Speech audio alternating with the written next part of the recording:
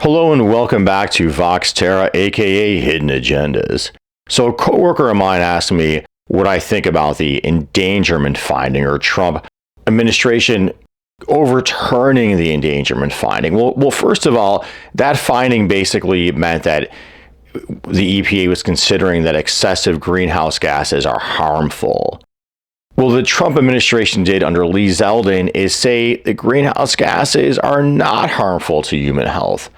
Well, one, sure, you can nitpick, is carbon and methane really harmful? Well, I mean, first of all, you got carbon monoxide poisoning, and you got a gas leak from your methane powered gas furnaces, you're going to die too. That's another carbon monoxide poisoning. But number two, just the burning of this stuff, the whole entire supply chain is toxic. Okay, and you breathe it in. You're breathing in when they burn it. You're breathing in harmful particulate matters, whether it's from the auto exhaust, the truck and bus diesel, or even just running your gas stove. You're breathing in stuff that's known to be bad for you. The refining of this petrochemicals. My gosh, they got a place in Louisiana called Cancer Alley. This stuff is so toxic. And that industry is part and parcel of the plastics industry. So you were swamped with microplastics. But second, the fact of the matter is these are heat-trapping greenhouse gases. That's why they call them greenhouse gases. Known since, the 1800s, it's been going back that far. There's two things I told you that makes a planet's temperature, right? Its proximity to the star or the sun, and the composition of its atmosphere. Well, what's changed primarily, amigos, is the composition of Earth's atmosphere. By that, just burn fossil fuels. And the thing's heating up. And as it's heating up, all these stable climatic systems are unraveling before our eyes, and those feedback loops I've been telling you about are kicking in. So then why in the H-cake a hungus would Trump do something like that? Well, you probably know as well as I do, this is just service to the fossil fuel petrochemical industry, the most dominant industry on the face of the planet. I mean, Trump said, I believe, when he was running for the last round, something to fossil fuel executives: you give me a bunch of money, I'll do whatever you want. Okay, he's been very bullish on fossil fuels the whole way through, and Lee Zeldin himself has fossil fuel ties. And we can put that in context of the U.S. pulling out of these other climate agreements, and in context of the U.S. cutting a lot of its funding for climate research, and cutting cutting information about climate change from governmental websites. It's a hear no evil, see no evil thing that facilitates just the burning of this stuff with abandon, and facilitates no paper trail, so these guys can never get sued on it.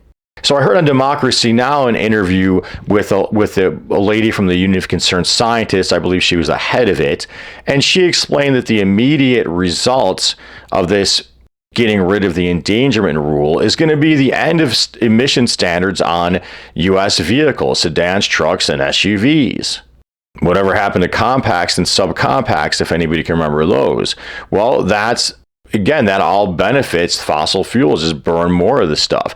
And it seems like the auto industry in the U.S. is more than happy to go along with this, and that their whole EV thing was almost a joke, or just like a head fake. A second thing in that interview from Democracy Now! That it ends apparently reporting requirements about greenhouse gas emissions like methane and carbon, I suppose, from power plants and industrial facilities. And here I'm assuming we are including drilling and fracking. So you don't even know what the heck's being emitted. And think about all these drilling and fracking wells out there. Well, there's a big shell game with those things the public is barely aware about, because the media gives that industry a massive pass, because that industry is so dang powerful. These wells are eventually all toxic and hazardous, and they often are abandoned at the end of the thing because they play like a shell game with pass the oil well along to different LLCs until the last one disappears, and then it's just the public's problem, or it's ignored, and there you go. Now, if I still got any of my conservative viewers left, I might have picked up when I was criticizing some social liberal causes. Great, please stay with me here, because it's not only Trump I'm criticizing with all this, but he's definitely the biggest target right now. So put this in context of Trump's invasion of Venezuela. Well, again, this giving Venezuela a hard time goes back under Democratic administrations as well. We're told in the media narrative, they stole our oil or they nationalized it. That's Trump's narrative, and a lot of people go along with it. Well, they did nationalize it, so everyone seems to say. Well, again, back to Democracy Now! I was listening to some interviews. It's not that simple. This nationalization business started back in the 70s, and there was compensation all along. Well, how often is that compensation ever described to us here? So Chavez, the way these guests on Democracy Now! Described it, closed some loopholes requiring joint venture status with the government having being a majority stakeholder, or the public sector being a majority stakeholder. Chevron went along with it, but ConocoPhillips and Exxon, apparently, citing these interviews again, didn't, and instead went and sued for more compensation. Well, now the U.S. invaded under the pretext they stole our oil. And I suppose the nice thing here, at least it was honest enough to say, hey, we're doing this to defend these dominant industries. And Venezuelan oil is once again being privatized. And no one's really barely batting an eye about that. Well, the next thing is to now choke off Cuba, which is a bastion, one of the last bastions of a public sector-based economy. And just the same ways we really heard nothing good about Maduro and his political party. And by the way, how many of us even know the name of his political party? Not many, myself included there. And yet everyone goes along assuming he's an authoritarian, he's the bad guy, without knowing the full picture there, or how the different business interests in our country have colluded with some of the business interests in their country to undermine him. That's not talked about. That's not examined. Ditto for Cuba. So now they're trying to choke off Cuba, which, say what you want about it, is a public sector-based economy, one of the last ones around still. We never hear a good thing about them in the media. Only negative, but that ain't the truth, because there are people who support it. There are good things there. We just don't get to hear from them in this so-called free country.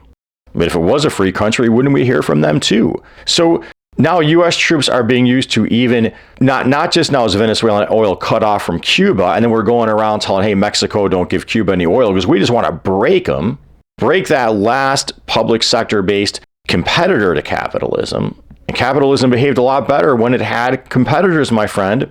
So you are undermining it for yourself here by pumping your fists at these so-called communists, because that's where things really started going downhill, is once we broke them, and now capitalism's just off the rails because it doesn't have to compete with anything. But it's not even true capitalism. I'll get back to that.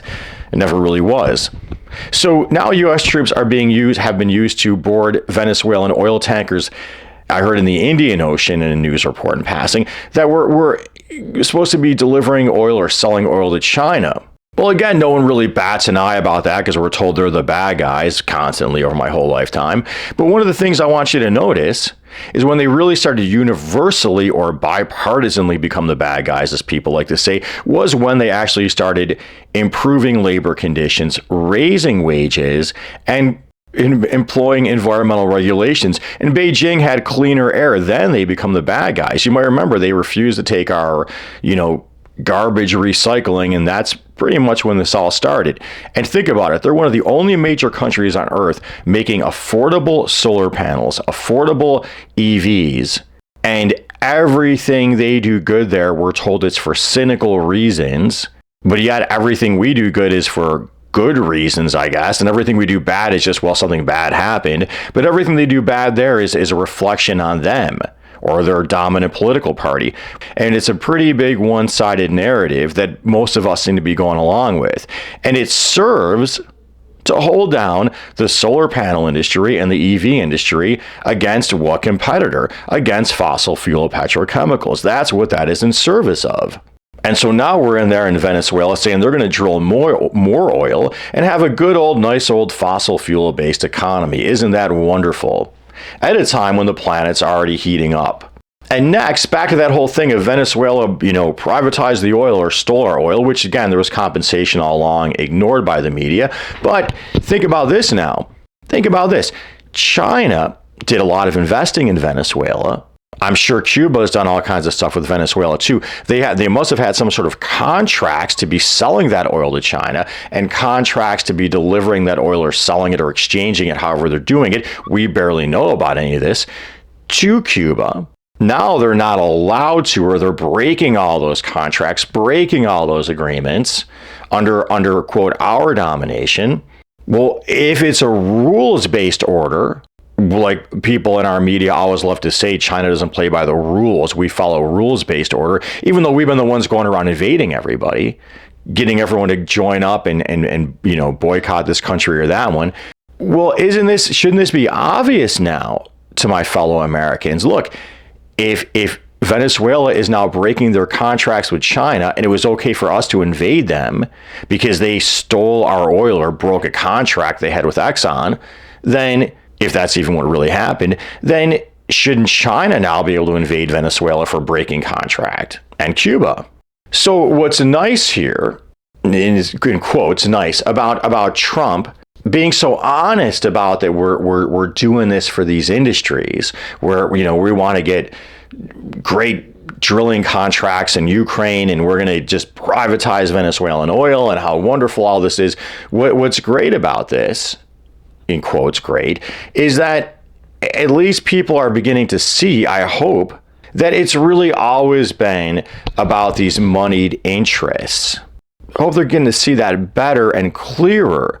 To a degree, though, I think a lot of my fellow Americans always did see that. But what they are not seeing, I believe, when I talk to them, is that supporting these dominant industries, even as, quote, our industries, well, look, they're just headquartered here, but these so-called our industries, it doesn't benefit us. We are supporting the industries that dominate our media, dominate our politics, against competitors, against fair play competition. We are supporting the poisoning of ourselves.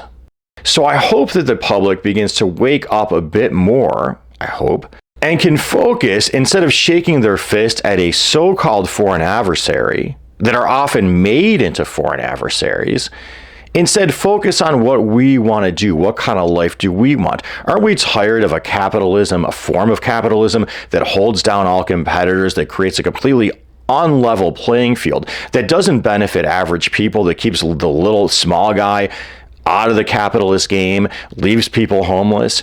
Don't we want to focus on an economic structure, be it public sector based, which I think would be easier to achieve it, or private sector based, that is building a greener, healthier, inclusive economy? Pick up the mantle of the Green New Deal again. Pick up the call of healthcare for all again.